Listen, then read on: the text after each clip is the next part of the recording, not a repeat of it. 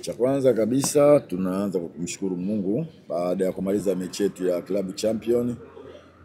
Timu yote ilirudi kambini kwa ajili ya mechi ya Namungo. Kiukweli haiwezi kuwa mechi rahisi, ukichukulia Namungo siku zote tutapokutana nayo wanatupaga game ngumu sana. Ni timu ambayo kiukweli ina benchi zuri la ufundi, kwa kweli uwaga wanatupa wakati mgumu sana, lakini kwetu sisi ni muhimu pointi tatu mechi ya pili. Kwa hiyo tumejipanga pamoja na uwezo wao na ugumu wao tuhakikishe tunapata alama 3 katika mchezo wa kesho. Sawa, maswali matatu kwa mwalimu.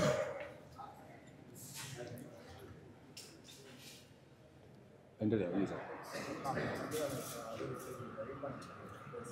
Swali langu kwa kocha Matola.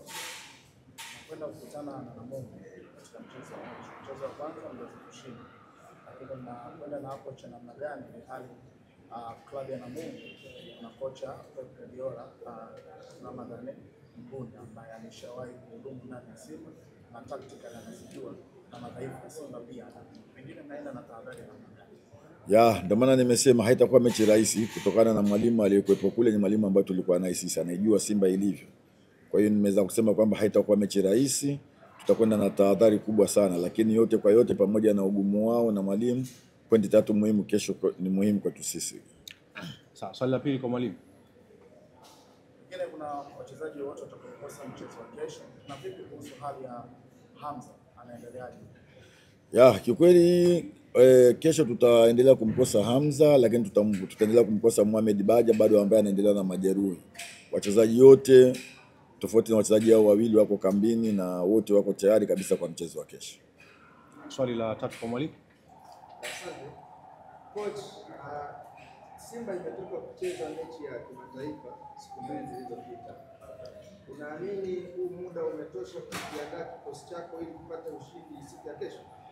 Nafikiri siku zote nasema hakuna mwalimu ambaye anaifurahia timu yake kucheza kila baada ya siku mbili. Kila mwalimu anaipenda baada ya mechi apate muda kidogo kuweza kuiandaa mechi yake, lakini ndio ratiba ilivyo na tuliona mapema kabisa. Kwa hiyo lazima tuende kutokana na ratiba.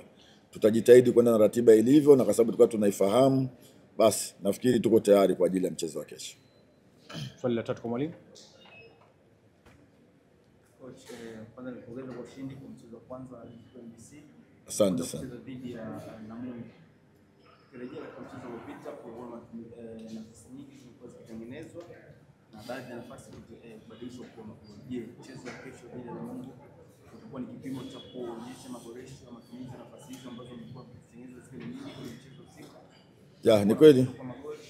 Ni kweli tulitengeneza nafasi nyingi sana katika mchezo wa kwanza dhidi ya Fountain Gate, na nafasi chache tulizigeuza kwa magoli. Kwa hiyo tulirudi katika uwanja wa mazoezi baada ya mechi ile. Pale tulikuwa tuna mechi ya international, kwa hiyo focus yetu tena ilikuwa kwenye international mechi. Tumerudi jana kwa ajili ya mazoezi kwa ajili ya mchezo wa kesho. Kiukweli tumeweza kufanya marekebisho hayo, na leo tuna session ya mwisho kabisa. Tutaendelea kuhakikisha nafasi tunazozipata kesho basi ziwe ni magoli.